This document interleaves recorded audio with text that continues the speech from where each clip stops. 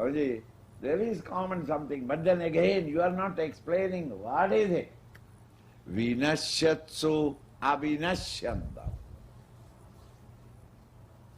In your life, personal life, you know that everything is constantly changing, isn't it? That is why Einstein has been accepted, that everything is in a state of flux. Everything is measured in time, existing in time, conditioned by time. Therefore everything must keep on changing. Your body is changing, you know it. Your mind is changing, you know it. Your intellectual ideas and evaluations and judgments are constantly changing. True. Your objects, emotions and thoughts are changing. Yes. And so generally an intelligent man would say, everything is changing. Here teacher says, in this realm of constant change, that changeless is this Atman, the Self.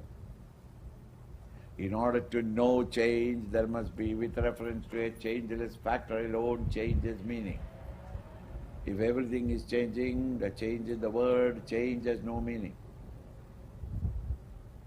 What is that changeless factor in you that illumines or awares or become conscious of that change?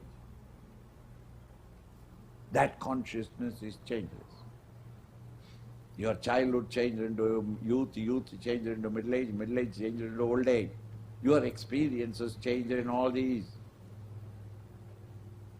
Who knew it? With reference to whom are you writing your autobiography? If you say it is a memory, who is keeping the memory? There must be one awarer, who is awareing and knowing your early childhood and its sorrows, and the early youth and their struggles, and your middle age and its success, and the old age and its stupidities, the mistakes they have made in the old age, and the sufferings that you had. And now I am very seriously sick. I am dying. Who told you I am dying? I am conscious. Who told you that you are unhappy in the childhood? The child must have been unconscious of it. When is it that you are not conscious? Whenever I take half a bottle of whiskey, I become unconscious for some time. See? At every moment you are conscious. Even while you are sleeping, you are conscious that there is nothing there. And that is why when you wake up, you say that I don't know anything. Yes, there was nothing to know, because the waking world and the dream world were not there, objects were not there. That is all that you are saying. You are conscious of the absence of objects. Every moment the consciousness is with you. That which is changeless in the midst of all change.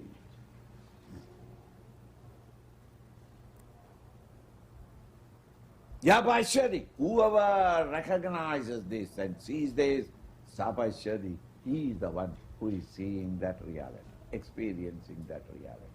In yourself, not in the heavens, not posthumous. After your death you will meet God. No! Right now, here! He is ever with you, illumining every experience of yours. But you are fascinated by the experience and not that which is seeing the experience. Search for Him by whose light you are experiencing everything.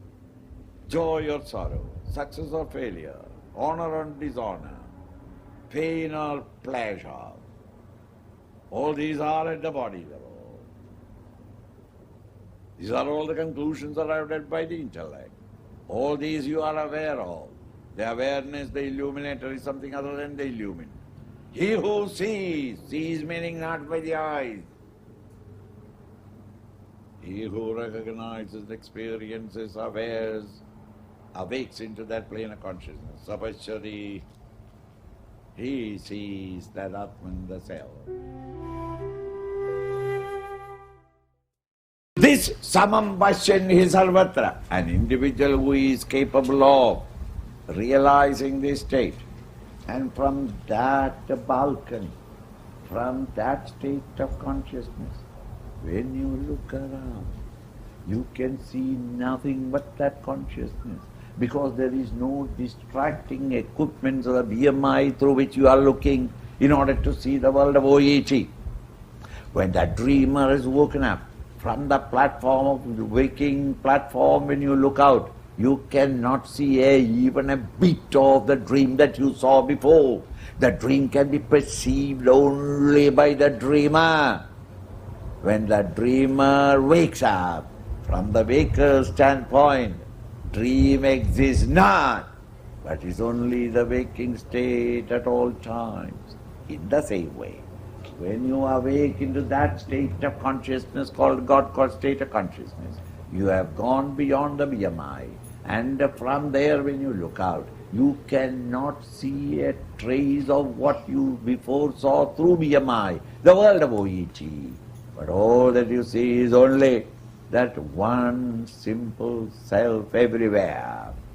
Having understood what is electricity, whether you go to China or Russia, wherever you see a lighted bulb, have you got any feeling that it must be a ghost or a miracle or it's a magic that here the bulb is burning? Anywhere, anytime you see a bulb burning, you immediately understand, oh, it is electricity. It's a very difficult thing. Once you have understood this Atman, the self, thereafterwards, even if I am looking out through my BMI, old BMI, I see the familiar world around me, but everywhere, in and through the names and forms and their activities, I cannot escape recognizing that all these are that self that I discovered.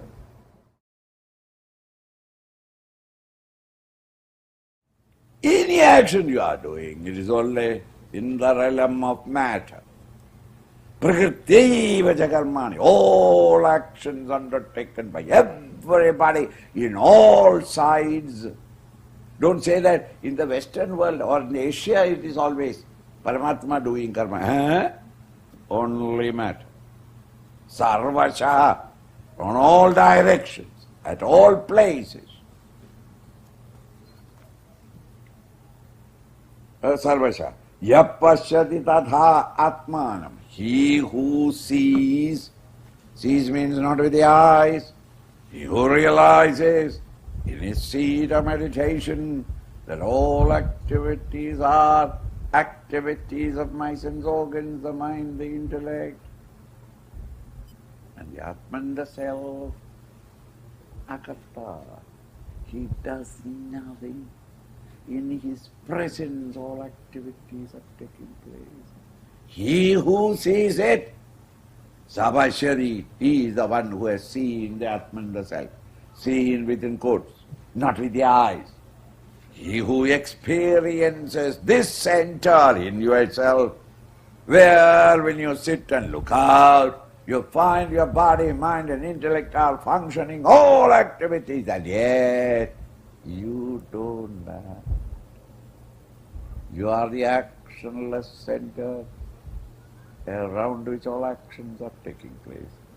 Identified with those actions, you generally complain, Swami, I can't meditate. Why? My mind runs. Let the mind run. Why are you worried? Swami, when the mind runs, I also run. Why should you run? Realize that I am that quiet center. All actions are done by matter, borrowing their ability from me. I am not acting. He who sees this, he sees.